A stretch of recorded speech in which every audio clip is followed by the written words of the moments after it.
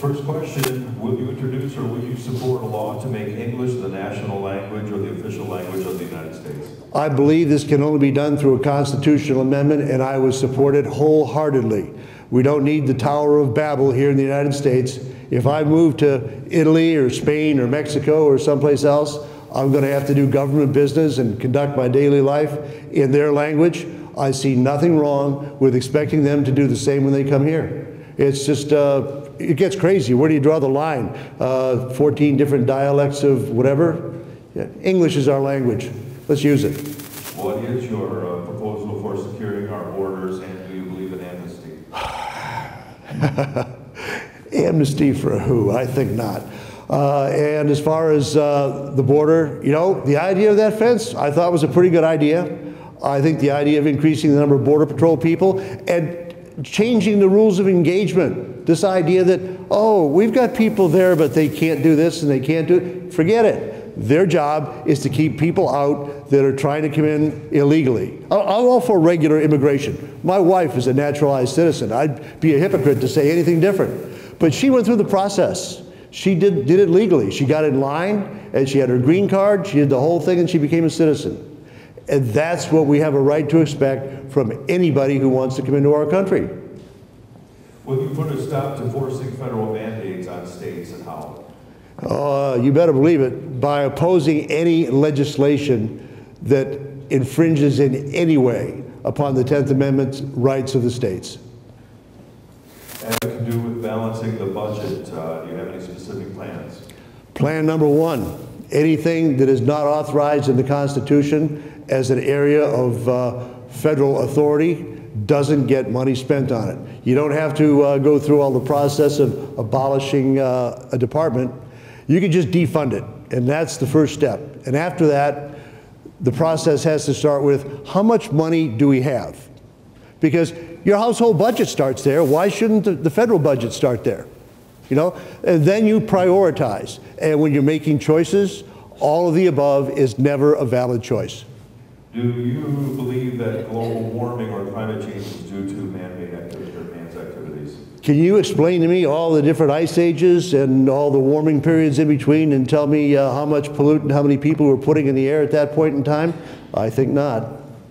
Would you support legislation that would allow slant drilling under Lake Michigan from the shore to develop oil and gas resources? Yes, I would. Better to have us doing it in the Great Lakes than the Canadians and whoever else. At least we'll do it safely. And let's face it, we need it. If you have any questions from the audience, please raise your hand right here in front first. Do you believe it was at flat tax? Pardon? Do you believe a flat tax? The flat tax. I believe in something really close to what they're talking about now is the fair tax, which is sort of a consumption-based tax, and you know it's got the prebate thing, and there's a couple of odd details or two that I'm not real satisfied with on it yet, but that's as close as I've seen to something that I can support. And near the back of the room, I saw a hand go up there.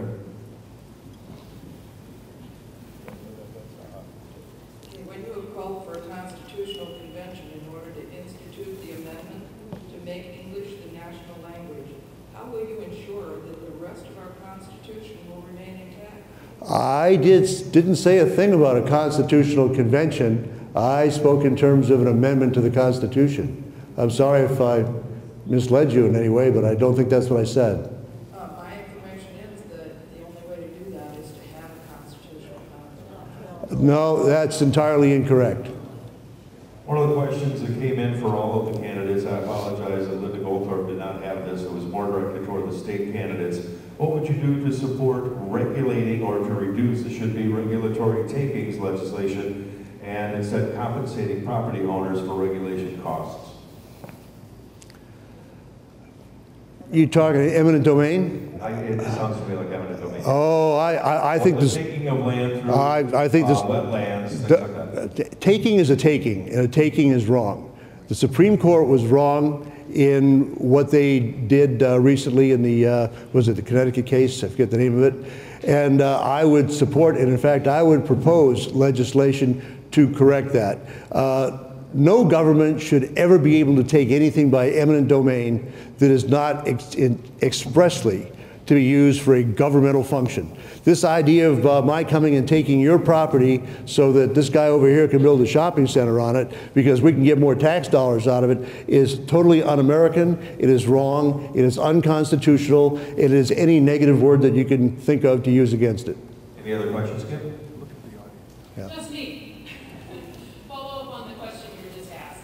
I believe part of what the person was asking is something called regulatory taking, where the government may not actually take physically your land and give it to another party, and they may not just take away the value. They take away the value by putting regulations that make it no longer like hilltop restrictions, where you're no longer allowed to use it. You're only allowed basically to walk on it and pay taxes. A taking is a taking. The same things apply. Is that clear enough? That's what I was looking for.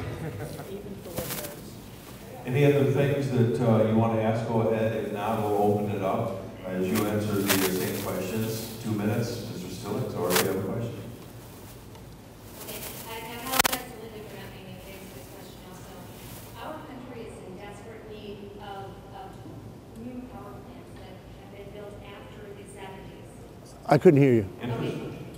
I'm usually very loud, okay. Our country is in desperate need of power plants, newer than those built in the 70s. We have not built a brand new nuclear plant in years. How do we address the needs of the country's energy? Oh, we've got to expedite the building of nuclear plants. We've got to use clean coal. We've got to drill offshore. We've got to drill every place in the country where we have natural gas, where we have oil, where we have any domestic energy source at all.